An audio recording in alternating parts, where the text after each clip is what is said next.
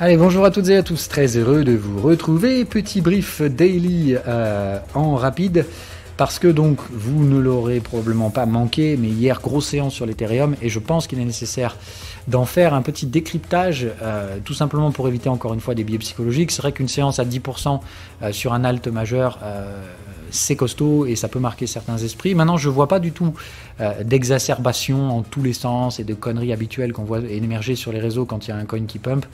Donc je suis plutôt satisfait de fait de voir que donc effectivement la psychologie mature et ça me conforte encore un petit peu plus dans le biais que j'avais présenté précédemment, et je m'en excuse, c'est une vidéo que j'avais fait exclusivement pour les Anglais. Tout simplement parce que j'avais pas trouvé le temps de faire un équivalent en français.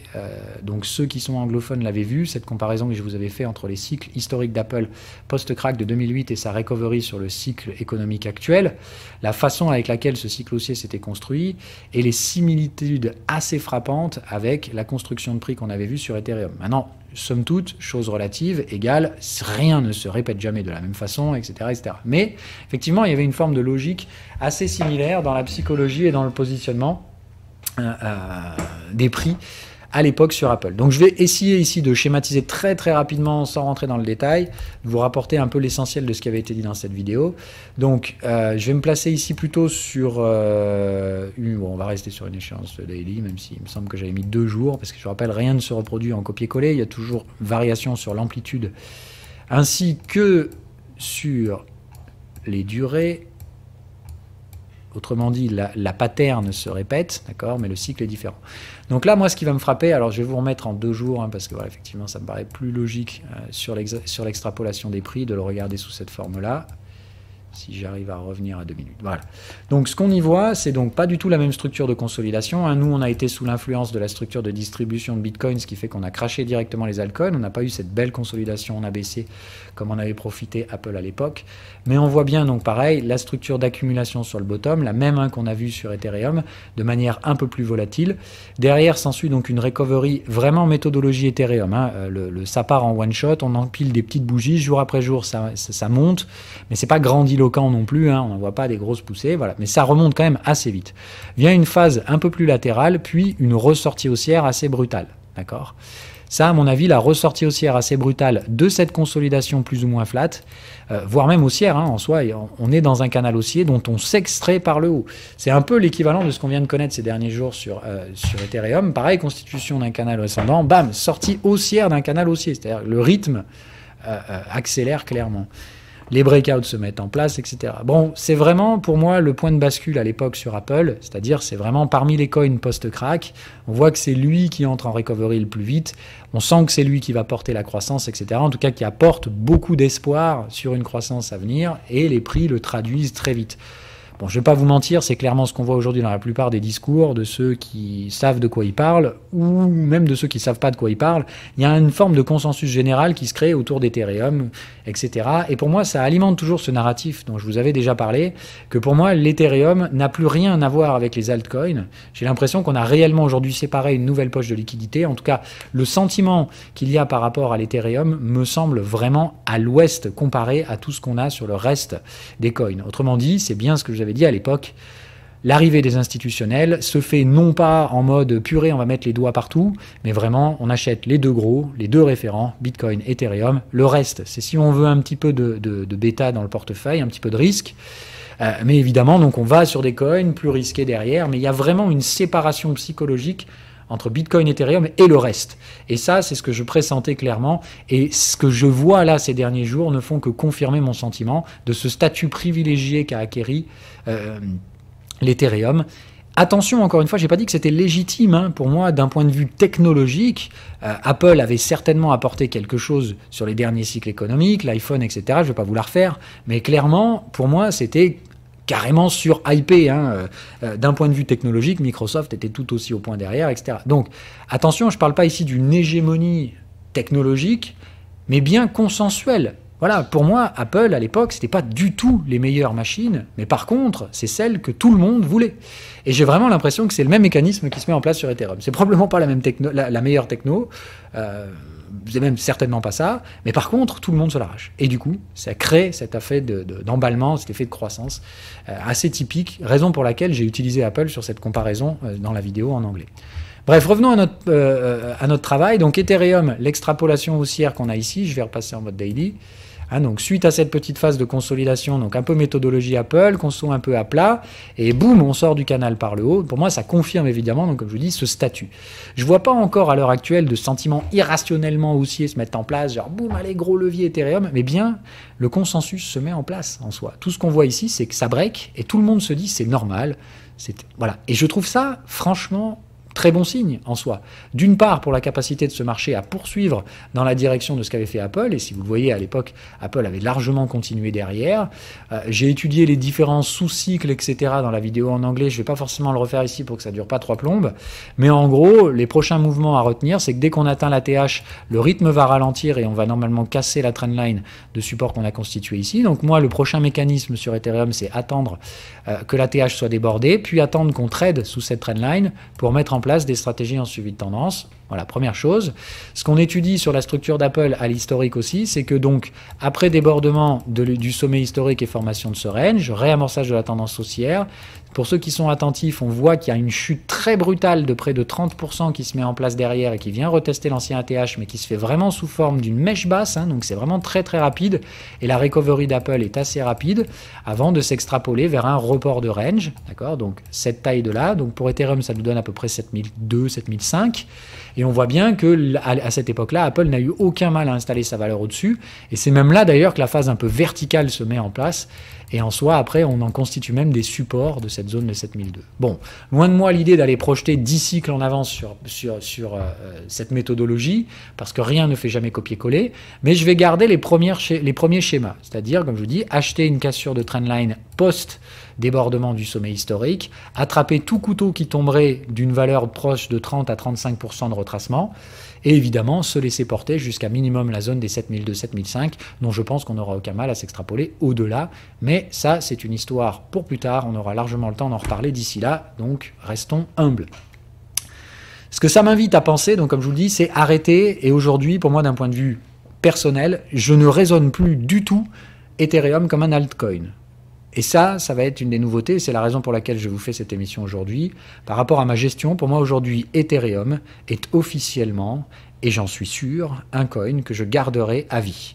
C'était une hypothèse de travail que j'avais jusque-là. Alors attention, pour l'instant, ça en reste une, mais j'acquiers de plus en plus la certitude du bien fondé de garder cette valeur sur un cycle plus long que celui que je trade sur le reste du portefeuille. Un cycle dont je vous ai déjà dit, j'envisage la fin vers mi-fin 2022, voire début 2023, si on arrive à tirer. Donc un cycle crypto allongé, mais par contre, à la fin de ce cycle, il faudra prendre des profits sur tous les coins spéculatifs.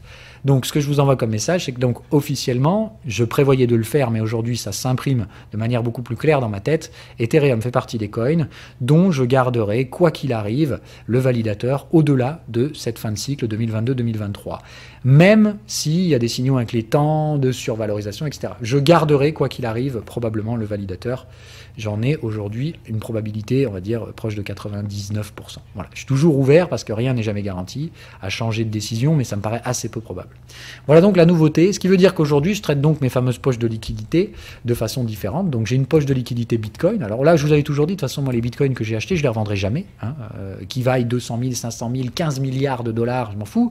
Les Bitcoins, je les ai pris comme une assurance contre le défaut bancaire généralisé et mondial qu'on pourrait avoir dans les prochaines années. C'est une assurance, raison pour laquelle je sous-pondère Bitcoin dans mon portefeuille, parce que je n'ai pas l'intention de le vendre. Je le garde clairement comme une assurance. Donc Bitcoin, c'est une poche de liquidité particulière de mon portefeuille. Ethereum devient officiellement une seconde poche de liquidité dont une partie ne sera jamais revendue. Et voilà. Il y en a un troisième qui est Atom. Et lui, évidemment, j'attends la validation. C'est-à-dire, je veux voir Atom déborder son sommet historique et voir comment il va le faire, est-ce qu'il va réussir à tenir la valeur, etc. pour faire pareil, c'est-à-dire qu'une partie de mes atomes seront transférés dans le portefeuille long terme, c'est-à-dire que je n'y toucherai plus jamais. J'ai toujours un point d'interrogation sur Solana. Je veux voir comment Solana va se démerder sur la fin de ce cycle, pour la simple et bonne raison qu'il fait partie des coins qui manquent un peu d'historique pour ma part, et je trouve les aspects spéculatifs sur Solana assez dangereux, ce qui fait que voilà. Mais probablement une partie de Solana fera partie aussi de ce portefeuille moyen terme. Mais ce que je veux vous faire comprendre, c'est que donc aujourd'hui, ça c'est officiel. Je ne changerai plus jamais. Ça c'est officiel. Ça c'est toujours un point d'interrogation pour ma part. Oula, désolé pour le point d'interrogation. Même chose pour Solana, tout ça. Raison pour laquelle aujourd'hui dans mon portefeuille, il y a une partie différente, hein, qui est donc toute la partie altcoin sur laquelle j'ai point d'interrogation de qui je vais garder une partie à moyen terme. Enfin, à long terme, donc au-delà de ce cycle, et qui fait partie des autres coins sur lesquels je récupérerai la quasi-intégralité des profits. Et c'est la raison pour laquelle je pense que d'ores et déjà aujourd'hui, la plupart des investisseurs professionnels raisonnent de cette façon.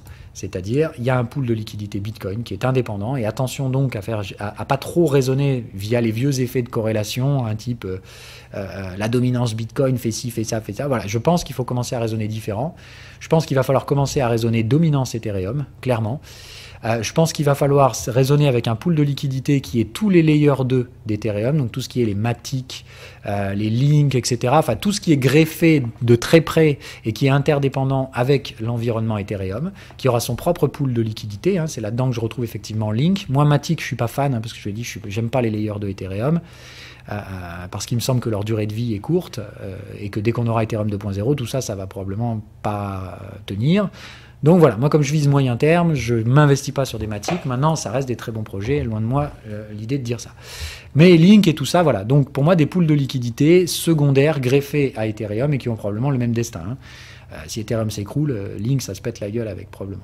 Et donc tout ce qui reste à côté, c'est-à-dire tout ce qui va être Layer 1, les pseudo Ethereum Killer, etc., tout ça, qui se font un peu la guéguerre et qui se font un peu la bataille. Et je pense que c'est là que la prochaine bataille va se produire. Maintenant qu'Ethereum est officiellement, entre guillemets, arrivé dans son pool de liquidité. Alors attention, il va falloir qu'il aille à la TH, mais comme je vous l'ai dit, pour moi, ce qui vient de se passer hier, et la clôture tout en haut, etc., traduit bien le fait qu'il n'y a plus personne qui vend l'Ethereum, et il y a de la demande, donc ça va monter de façon débile, que ce soit réellement un projet du futur, génial, etc. Non, comme on l'a dit, c'est probablement pas le meilleur projet, c'est probablement pas la meilleure technologie, mais malheureusement, le prix, c'est l'offre et la demande également, et Ethereum, il y a beaucoup de gens qui ne veulent tout simplement pas les revendre du tout. Et ça retire un maximum de coins des exchanges, et la demande, elle, ce qu'on voit, c'est qu'elle est toujours aussi forte. Et qu'évidemment, dès qu'il y a cassure d'une résistance, tout le monde s'engouffre et personne ne vend ses coins derrière, ce qui fait qu'on tient évidemment les clôtures tout en haut. Voilà.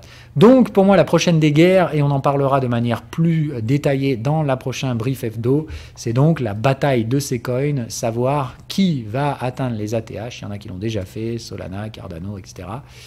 Et je me pose surtout une question, et je tenterai d'apporter plus d'éléments de réponse dans le brief hebdo, mais je vous l'ouvre déjà à la réflexion aujourd'hui.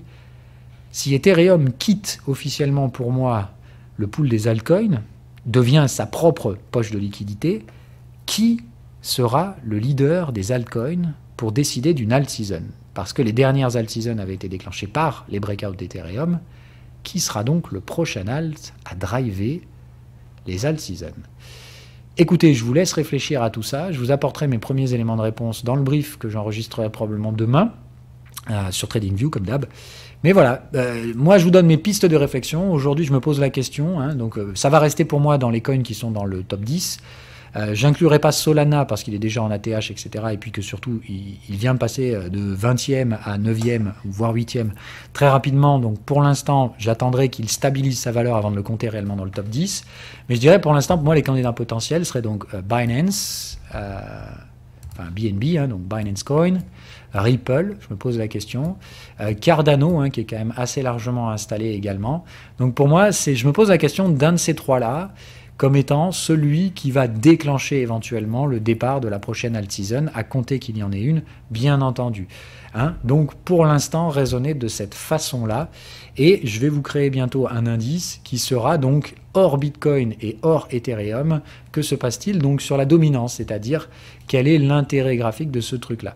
J'avais créé à l'époque effectivement un vieux groupe un peu de ces gros alts majeurs type Layer 1, etc.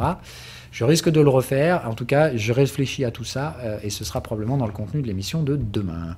C'est tout pour aujourd'hui. Réfléchissez bien à ça Et posez-vous donc la question de savoir comment pondérer vos portefeuilles, etc., etc. C'est vraiment la question à se poser maintenant, alors qu'on travaillait ces zones de troisième borne et que tout semble indiquer que les bons coins vont tout simplement squeezer ces troisième bornes.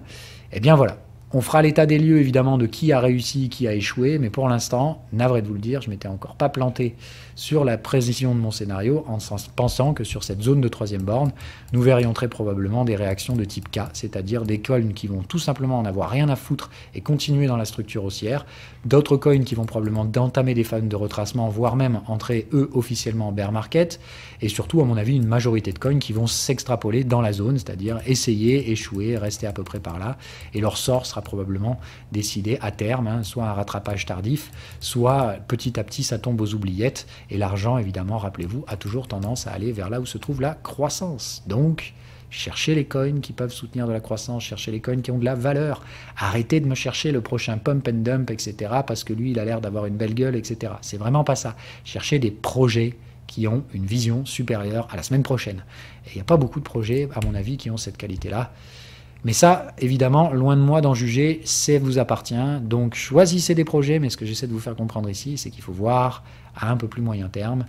Et surtout, donc, comme on l'a vu, juger de la viabilité des prix dans les prochaines semaines. La décision n'a pas encore été prise. J'espère qu'une alt season va se déclencher. Comme ça, elle pourra faire le tri. Ne pensez absolument pas que cette alt season aura la même gueule que les breakouts de janvier 2021 où tout le monde pump, c'est génial, c'est parfait. Je pense que l'une alt season se profile. Je ne sais pas encore qui en sera le leader. Je doute que ce soit Ethereum. Mais par contre, je pense que cette alt season sera assez particulière et, comme je vous dis, probablement très sectorisée dans le sens où ceux qui participeront à cette alt season ne seront probablement que les coins qui ont de l'avenir, et Dieu sait qu'il y en a énormément qui n'en ont absolument pas. Je vous le redis une dernière fois, dans 3 ans, 99% des coins auront disparu, ou en tout cas ne vaudront probablement plus rien comparé à leur valorisation actuelle. Ne l'oubliez donc pas. Restez dans les gros coins. Pour moi, ceux qui vont taper au-delà du top 100 ou 150, soit vous allez vraiment trouver une pépite, soit vous achetez des daubes. Il faut quand même être conscient de ça. Voilà, allez, bye bye.